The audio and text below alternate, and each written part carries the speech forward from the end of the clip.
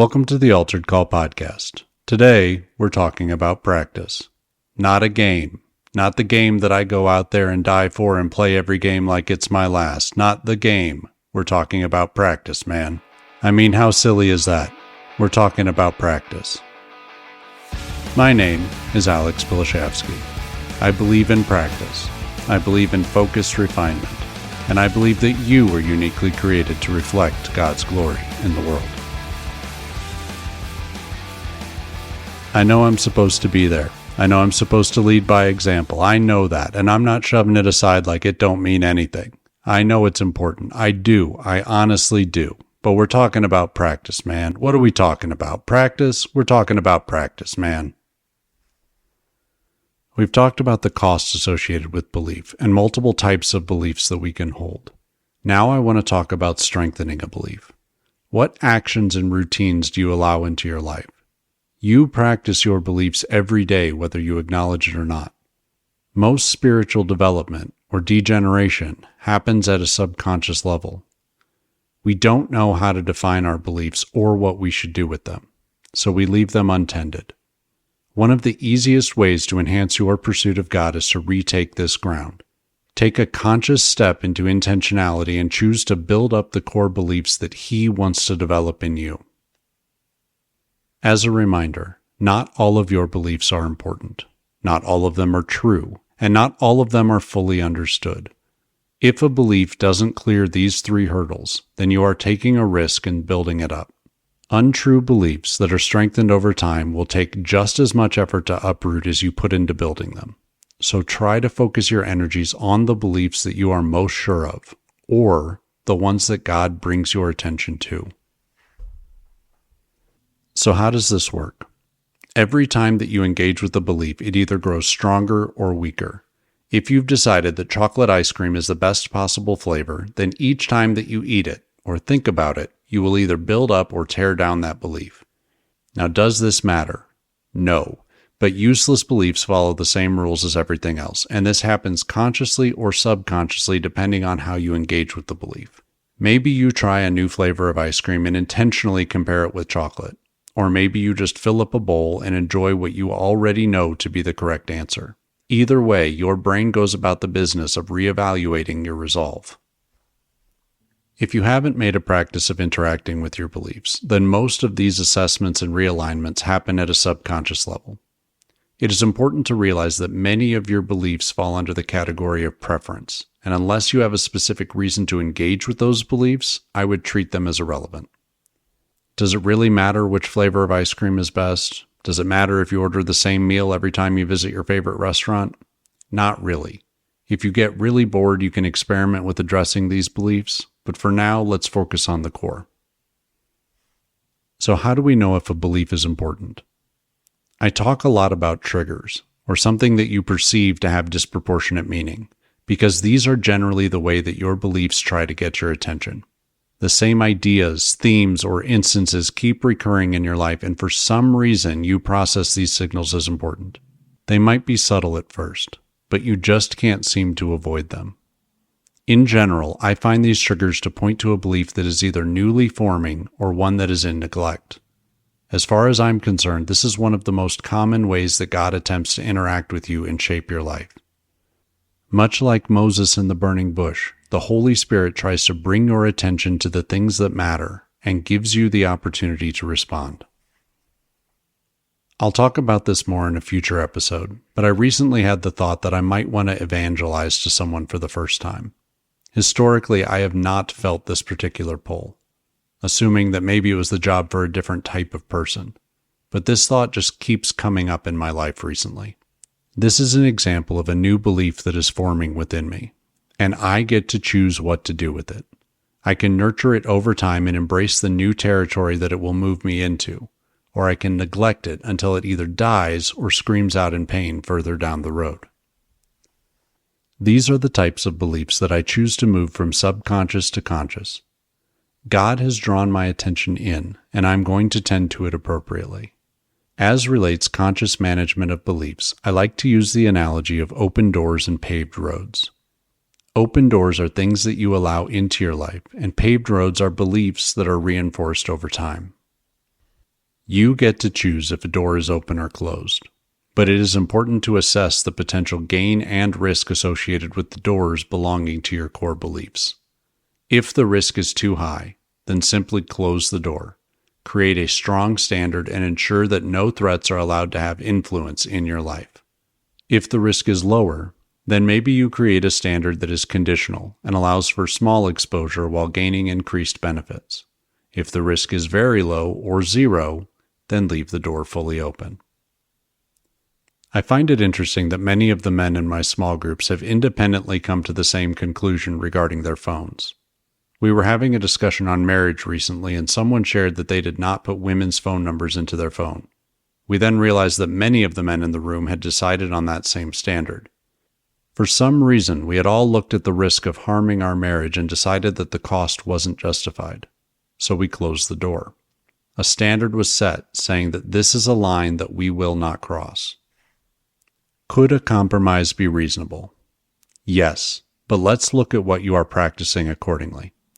If your standard is to only take certain female phone numbers, or take them all until an issue presents itself, then you are practicing saying yes to the idea.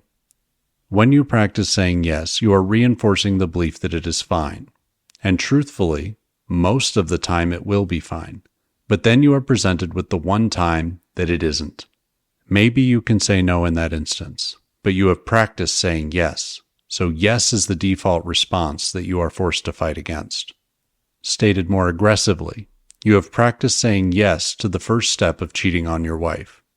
So if that opportunity presents itself, you have potentially left the door open wide enough for the threat to step through, and paved the road such that you are more inclined to entertain the trespass. If instead you had simply said no to all such incursions, or defaulted to no with very limited and specific exceptions, then you have practiced and reinforced saying no, which makes that your default position. In that case, you have put yourself in a defensive position as relates the sanctity of your marriage, and you will be much less likely to give opportunity to such threats. When confronted with the option to add a female's phone number to my phone, I personally view it as a burden that someone has presented me with, and then I judge the potential upsides against that burden. Using this lens as a starting point, very few and only very trusted individuals are allowed access to me in this way. In Matthew 5:28, Jesus says that if we look at a woman with lust, that we've already committed adultery in our heart. I have often heard this interpreted as an example of the impossible standard that is set before us, one that only Jesus can overcome, which makes perfect sense. But I wonder if this verse is infinitely more practical than that. What if instead, Jesus is simply stating that the natural end of that idea is adultery? What if instead of accusing us all of sins of the heart, he is simply saying that if you leave that door open long enough, you will eventually fall prey to the threats beyond? The enemy doesn't need to move you into a lifestyle of sin to cause you irreparable harm. He only needs to attack you one too many times in your weakness. And every door that you leave open out of foolishness or laziness is another opportunity that he has to throw you off course. Paved roads are easy to travel. The more that you engage with a belief in a positive way, the easier it will be to continue to do so later on. Unless you take very intentional steps to dismantle that road. So which roads do you want to be easy to travel? You get to pick. Which routines or processes do you want to emphasize? Untended, we can easily become slaves to our routines. We end up living our life simply because it's the way that we have always done things. The habits have taken over. Why do you go to church on Sunday? Is it because you are passionately seeking God, or because that's just what you do on Sunday morning? Maybe it goes back and forth between the two. But the same action leveraging different motivations can reinforce different beliefs. Why do you go to work? It could be obligation.